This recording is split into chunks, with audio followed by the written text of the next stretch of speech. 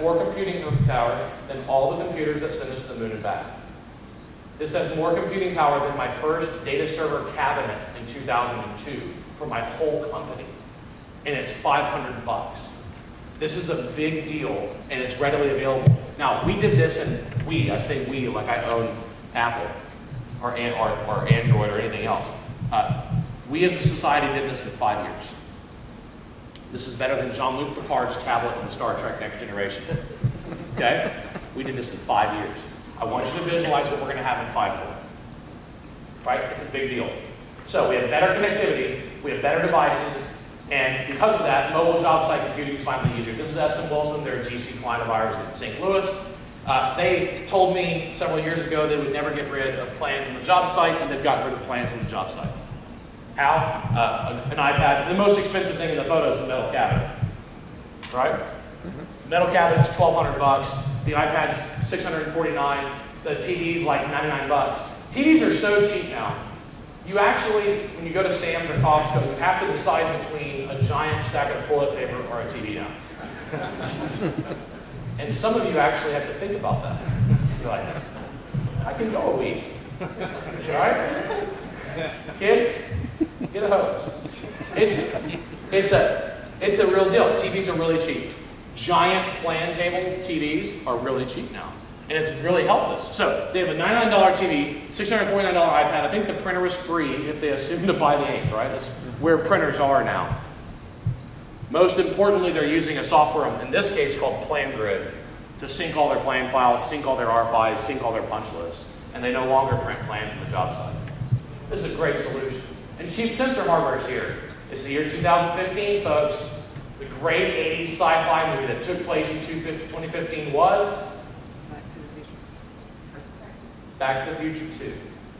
Marty McFly went to the future to see his kids and prevent them from doing something stupid. Remember?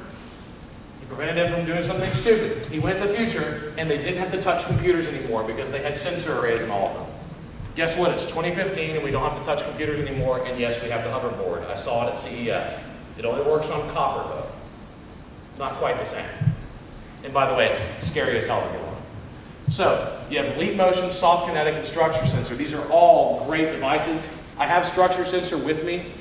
It allows you to scan yourself into 3D.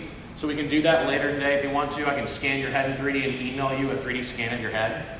And then you can print it out on a 3D printer or just like look at it. It'd be fun. Post it online. What does this allow you to do? It allows you to take an iPad and scan a part and then print out a Kevlar copy of that part. We actually did it at CES. We scanned a wrench. We sent it to a Kevlar wrench printer. It was a Kevlar printer, and it liquefied Kevlar, and then it printed a Kevlar wrench. And they were able to use it on the job site. So we're very, very close to being able to scan and replicate specialty parts on the job site without having to go to a supplier. Does that change the dynamics of suppliers? Absolutely. And the Internet of Things has arrived. All of these are things I use that are connected to my phone, connected to the Internet. OnStar, my Chevy truck, Control4 runs my whole house. HVAC, lights, locks, audio, video, the whole thing is run by Control4. Hue is my lights in my office. Nest is owned by Google now. Why did Google buy Nest? Because they want to know when you're home and what you're doing. Right? It's a kinder, gentler Google now. And then Wemo can control anything you plug in. Wemo can control your coffee maker. And I connected it all with this app. This is your first homework assignment. I want you to download the app called If This Then That, IFTTT. I use it for a whole array of things.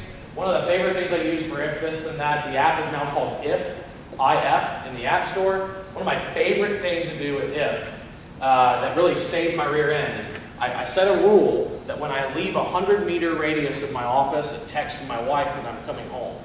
So I stopped getting in trouble for not telling her I was on the way home. I have another one that when I enter a 100-meter radius of the office, If This Then That contacts my Nest and it turns the temperature down in my office. Then it contacts Philips Hue and turns my lights to the color and temperature of light that I like. And then it contacts my Sonos audio system and plays my baseball walk-up song when I enter the office. I'm a baseball fan. I can't help it. Everyone deserves a walk-up song, right? I had a conference ask me for my walk-up song. Chuck, it was hard to figure out what I was going to do.